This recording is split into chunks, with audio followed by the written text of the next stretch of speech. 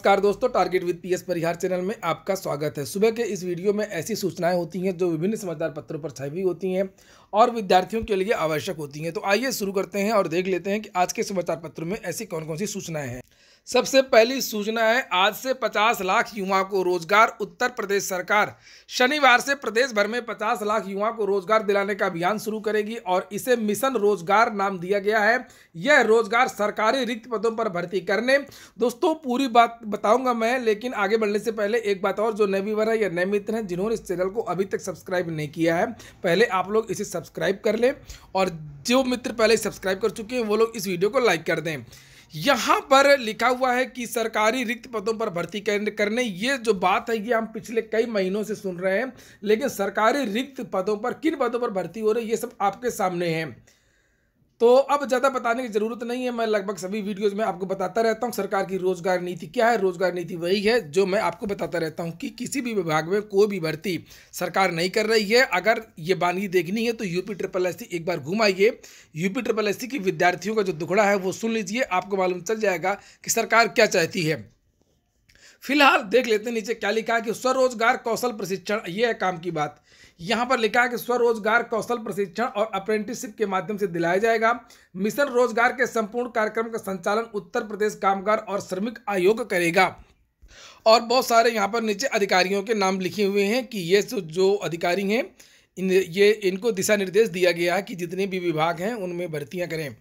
और यहाँ पर तो नीचे लिखा हुआ है कि मुख्य सचिव राजेंद्र कुमार तिवारी ने इससे संबंधित दिशा निर्देश अध्यक्ष राजस्व परिषद, कृषि उत्पादन आयुक्त, अवस्थापना एवं औद्योगिक विकास आयुक्त, समस्त अपर सचिव, मुख्य सचिव, बहुत सारे जिला अधिकारियों को दिए हैं। पिछली बार भी दिए थे जब विद्यार्थियों ने संविदा के लिए धरना प्रदर्शन किया था, तब भी यही बात बताई गई थी कि सबको निर्देश दे दिए गए हैं और 3 महीने में जो भर्तियां हैं वो भर दी जाएंगी और 6 महीने के अंदर नियुक्ति पत्र दे दिया जाएगा। लेकिन हुआ कुछ भी नहीं।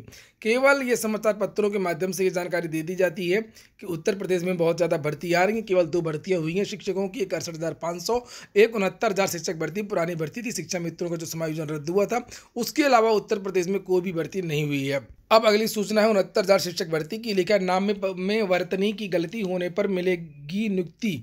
अंततः राज्य सरकार 69,000 शिक्षक भर्तियों में गलतियों को ठीक करने का मौका देगी। 1,000 से ज़्यादा ऐसे अभ्यर्थी थे जिनके आवेदन और प्रमाण पत्रों में थोड़ी विसंगति थी और इस संबंध में बेसिक शिक्षा विभाग की अपर मुख्य सचिव रेणुका कुमार ने आदेश जारी कर दिया है। इन अभ्यर्थियों को 9 से 11 दिसंबर तक काउंसलिंग होगी और 12 तारीख को इन अभ्यर्थियों को नियुक्ति पत्र दे दिया जाएगा। इस काउंसलिंग में वे अभ्यर्थी भी शामिल होंगे जो पहली 2 काउंसलिंग में शामिल नहीं हो पाए हैं। आदेश के मुताबिक जिन अभ्यर्थियों के हाईस्कूल, इंटरमीडिएट, स्नातक प्रशिक्षण, TET के अंकपत्र या प्रमाण पत्र में अंकित अभ्यर्थी के नाम या क्रमांक या फिर माता पिता के नाम में यदि वर्तनीय मूल अभिलेखों से भिन्न होगी तो उन्हें नियुक्ति पत्र दे दिया जाएगा।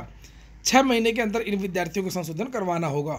अगली सूचना है, शिक्षक भर्ती में मनमानी का आरोप। आरक्षित वर्ग के जो विद्यार्थी हैं उन्होंने ये आरोप लगाया है कि आरक्षण की जो नियमावली है उसका अनुपालन नहीं किया गया है और जो आरक्षण मिलना चाहिए OBC वर्ग को वो आरक्षण नहीं दिया गया है। 9 दिसंबर को राष्ट्रीय पिछड़ा वर्ग आयोग नई दिल्ली में इसकी सुनवाई होगी।